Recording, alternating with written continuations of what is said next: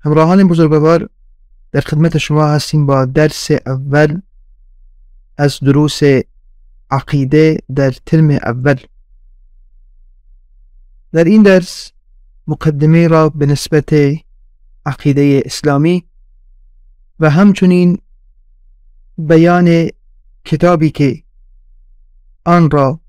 تدریس خواهیم کرد و همچنین صاحب کتاب خدمت شما بزرگواران بیان خواهیم کرد. قبل از هر چیز تعریف عقیده و مفهوم آن را بیان بکنیم. کلمه عقیده در زبان عربی از سه حرف عین، قاف و دال گرفته شده که اصل آن کلمه عقد است. عقد یعنی بستن و گره زدن محکم. وقتی که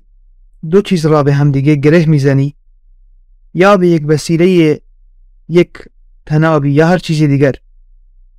بخواهی چیز را محکم بکنی، در زبان عربی از لفظ عقد برای آن استفاده می شود. اما در نزد متخصصین و تعریف عقیده در اصطلاح به چیزی گفته می شود که دل انسان و قلب انسان به آن گره بسته و طبق آن رفتار می کند، به گونه ای که شکی در دل او وجود ندارد. یعنی آگاهی از مسئله دارد، دل او به آن تعلق بسته و طبق این باوری که در دلش به وجود آمده عمل می کند. از آنجا که این تعریف برحال واسعه، یعنی شامل عقیده صحیح و عقیده غیر صحیح می شود، ما یک اشاره بین بکنیم که چه وقت عقیده انسان عقیده صحیحی است. چون که گفتیم عقیده چیزی هست که دل انسان بر آن منعقد شده و به آن گره بسته. اما عقیده صحیح عقیده‌ای هست که دلیل و حجت و برهانی بر صحت آن وجود داشته باشد. مثل عقیده مسلمانان به این که الله تعالی به تنهایی خودشان استحقاق این را دارند که عبادت برایشان انجام بشود و از آنجا که دلیل و حجت هم از قرآن و هم از سنت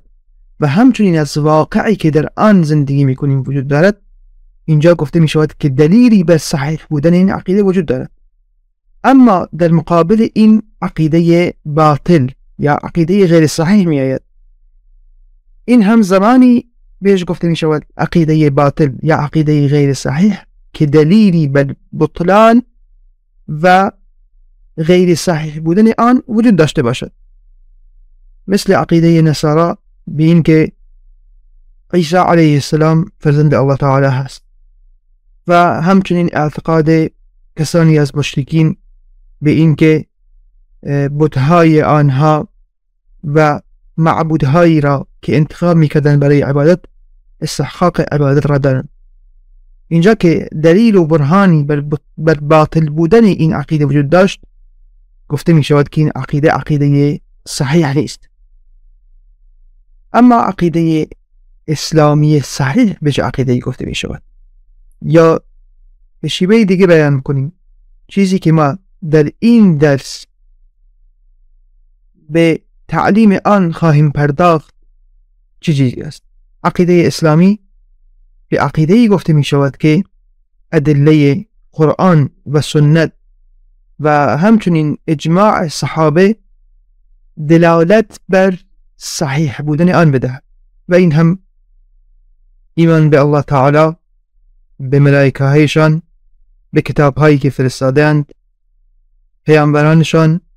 ایمان به روز قیامت، ایمان به قدر خیر و شر آن، ایمان به همه آنچه در قرآن آمده است، ایمان به آنچه در حدیث صحیح پیامبر خدا علیه السلام آمده است، از اخباری که برای ما بیان کردند و از مسائل غیبی که به ما خبر دادند، از احکامی که احکام و شریعتی که الله تعالی آن را بیان کرده است، از مسائل جزایی و همچنین بقیه مسائل دیگه که علمای صالح پیشین این امت بر آن اجماع داشتند، یعنی بر آن متفق بودند و همچنین در مقابل همه اینها انسان باید تسلیم الله تعالی بشود و به مقتضای این عقیده عمل بکند و همچنین طاعت و فرمانبرداری و تبعیت از پیامبر خدا علیه الصلاة و السلام داشته باشد. پس به این میگویند عقیده اسلامی صحیح که انشاءالله در این 4 ترم در سلسله دروسی به بیان آنها خواهیم پرداخت. و اما به نسبت کتابی که مقرر شده است، همانطور که قبلا هم خدمت شما بیان شد، کتاب عقیده طحاویه هست. در مورد بیان و تعریف این کتاب از جوانب مختلفی به این کتاب نگاه کرده و انشاءالله آن را برای شما بیان خواهیم کرد. اولا در مورد مؤلف و نگارنده این کتاب، همانطور که از اسم کتاب هم مشخص است، کتاب عقیده طحاویه نویسنده آن امام طحاوی هست. امام طحاوی یکی از ائمه اسلام، محدث و فقیه بزرگ، ابو جعفر احمد بن محمد طحاوی است. نسبت ایشان به روستای طحا یکی از روستاهای مصر هست که در سال 238 هجری قمری در روستای طحا به دنیا آمدند، یعنی در قرن 3 هجری زیستند و در سال 321 هم در مصر وفات کردند. امام طحاوی در خانواده‌ای که اهل علم و اهل صلاح بودند چشم به دنیا گشود. پدر ایشان که یکی از اساتید ایشان هم به شمار می آید محمد طحاوی هستند و همچنین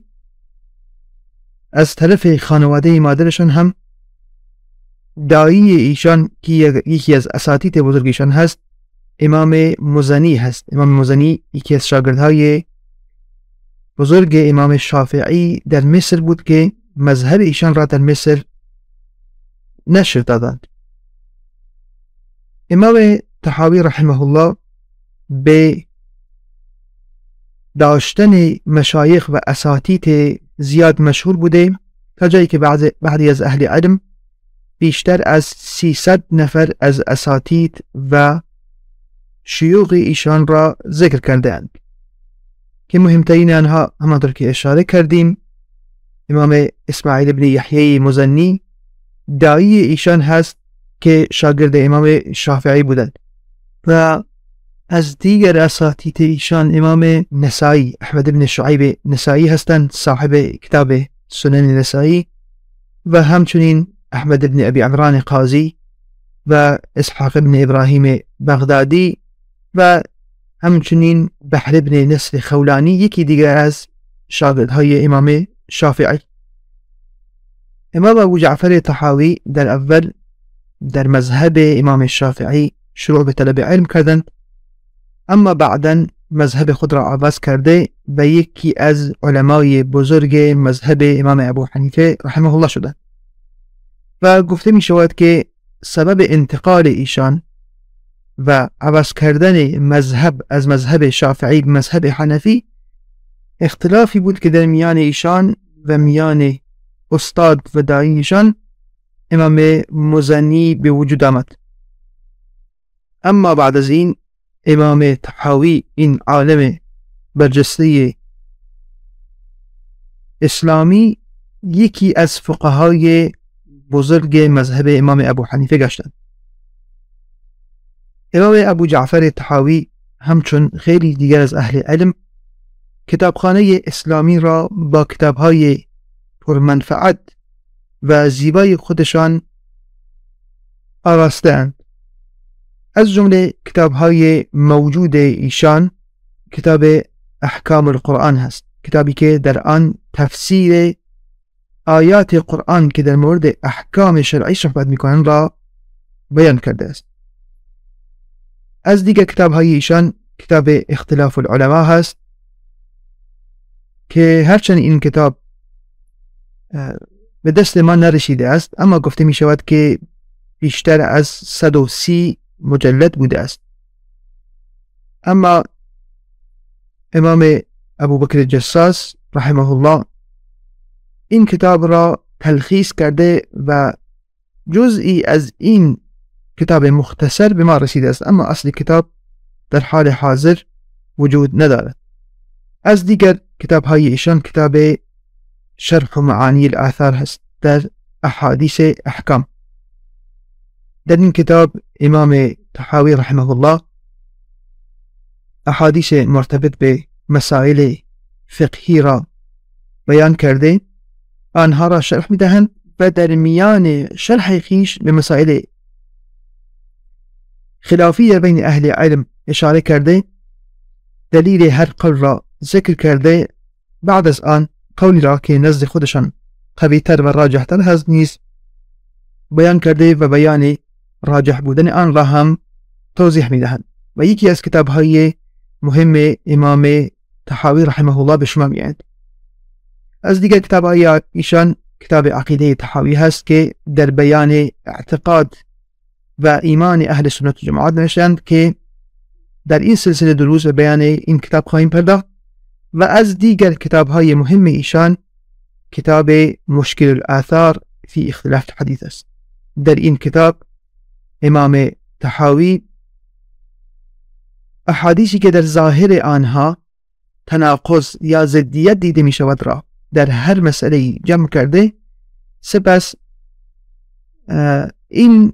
اختلاف و این تضادی که در ظاهر دیده می شود را رفع کرده و اتفاق و هم‌مسیر بودن این حدیث را بین همدیگه بیان کرده و مسائل را به همدیگه ربط دادن. این هم یکی دیگر از کتاب های مهم امام ابو جعفر طحاوی رحمه الله می باشد و همچنین کتاب های دیگر ایشان که تعداد خیلی زیادی از آنها متاسفانه به دست ما نرسیدند.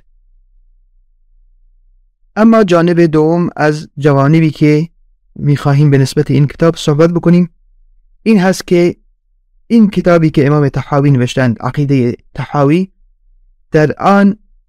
مسائل مهمی از عقیده اهل سنت و جماعت را بیان کردند و در این کتاب نزدیک به 105 جمله در بیان اصول عقاید اهل سنت و جماعت ذکر کردند. امام طحاوی در اول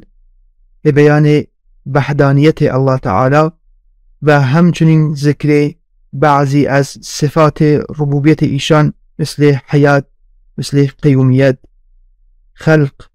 رزق و همچنین صفات کمال الله تعالی پرداختند.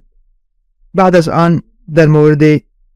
واجب بودن ایمان به نبوت پیامبر خدا علیه السلام و عمومی بودن بعثت ایشان صحبت کرده. سپس در مورد تعریف قرآن و اینکه کلام الله تعالی هست صحبت میان آوردند. بعد از آن در مورد اثبات رؤیت و دیدن الله تعالی در آخرت صحبت کردند. بعد از آن در مورد مسائلی از مسائل غیب مثل حوض کوثر و شفاعت پیامبر خدا علیه السلام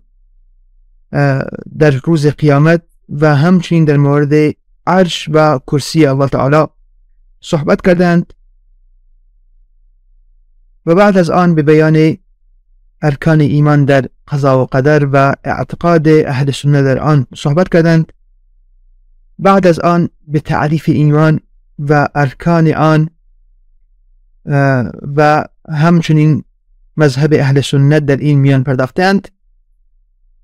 و بعد از آن در مورد عقیده اهل سنت و جماعت به نسبت صحابه صحبت کردند و بیان کرده اند که محبت صحابه از ایمان و بغض و کینه صحابه از کفر و نفاق و نافرمانی ریشه گرفته است. سپس بعد از آن در مورد مسائلی از نشانه های قیامت و آمدن قیامت صحبت کرده و در آخر این کتاب هم اشاره به این کردن که دین اسلام دین وسطیت و میان روی است ان شاء الله تعالی همه این مسائل را در این سلسله دروس